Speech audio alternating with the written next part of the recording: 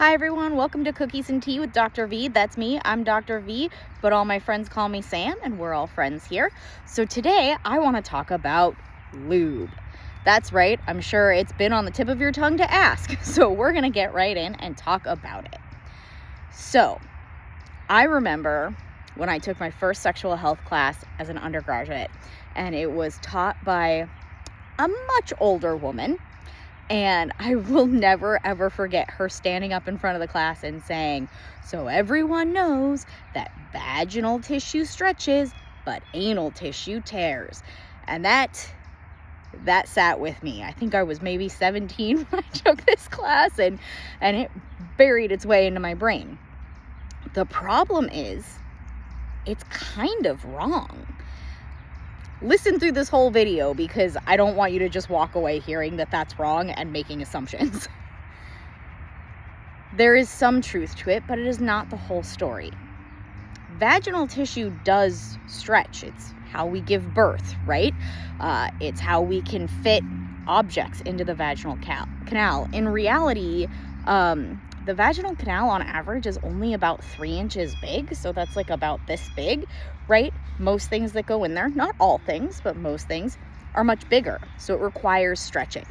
But here's the thing, while stretching can happen and does happen, stretching without lubrication can cause micro tears. These are teeny tiny tears. You might not even notice that they're happening.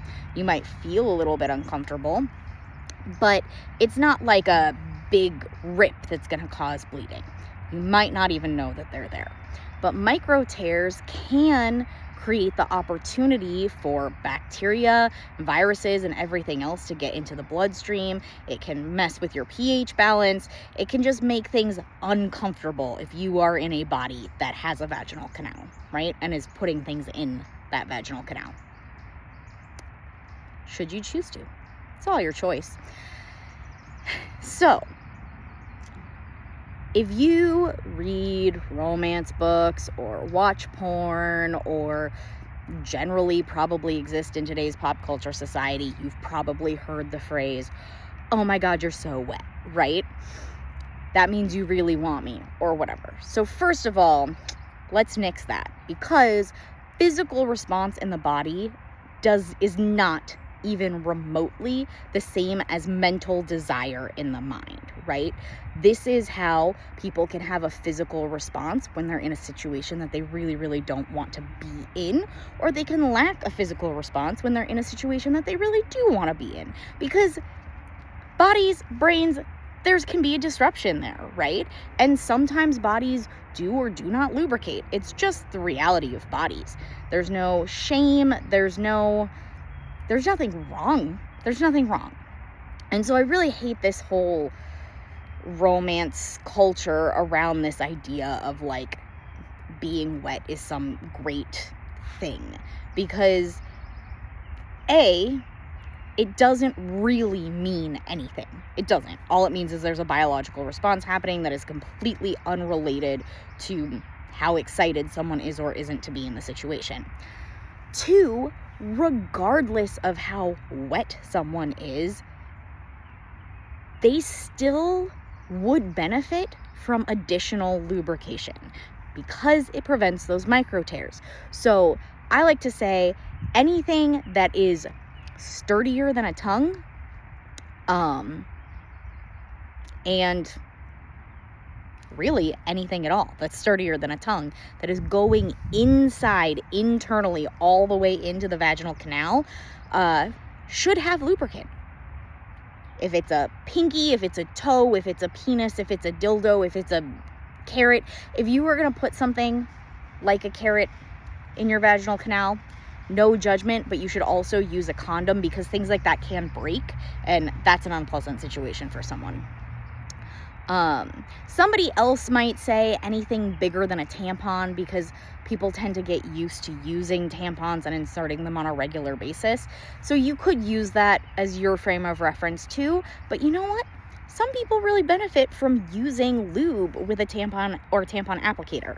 So I think a good rule of thumb is, if you're going to insert something, other than a tongue that's super slimy and flexible. It's really more the flexibility and of a tongue that we're talking about here.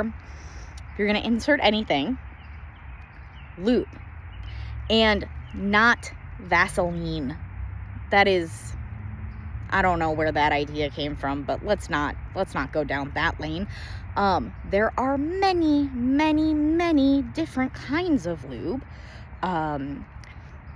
They come in flavors and colors, and they heat up and they cool down, and some are extra safe for if you are on a fertility journey and you're trying to get pregnant, and some are extra anti-sperm if you really do not want to get pregnant. Neither version is going to guarantee pregnancy or not pregnancy, but it can be a little bit of an extra help. Always discuss allergies with any partners that you may have, especially when it comes to flavored or scented lubricants. There can be strawberry allergies, but also just fragrance or chemical allergies in there. There is definitely a quality range that comes with lube. There's also a price point difference. You know, there's very cheap stuff that's probably going to be pretty cheap, and there's probably really expensive stuff that you don't need to buy because it's too expensive. At that point, it's more like branding. If you're curious, I highly recommend you can go to a adult toy store, whatever you want to call them, a marital aid store, whatever makes you the most comfortable. A reputable one. Babeland, not a sponsor, has a big online presence. They're pretty great, queer friendly. You can always ask them through the chat. I think you can even call them. So there's lots of resources out there to find the right one for you.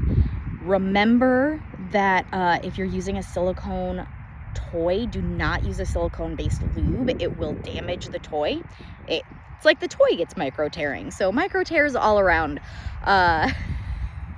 Just goes to fit that there is no one-size-fits-all solution for anything. So find what works for you, because it really only matters if it works for you and your partner or partners. Nobody else's opinion matters. But please, at least consider it, because you don't want to be walking around full of micro tears. It's just not a great way to live, right? So I hope this has been helpful and informative. And until next time, step softly, sip soundly, and stay curious.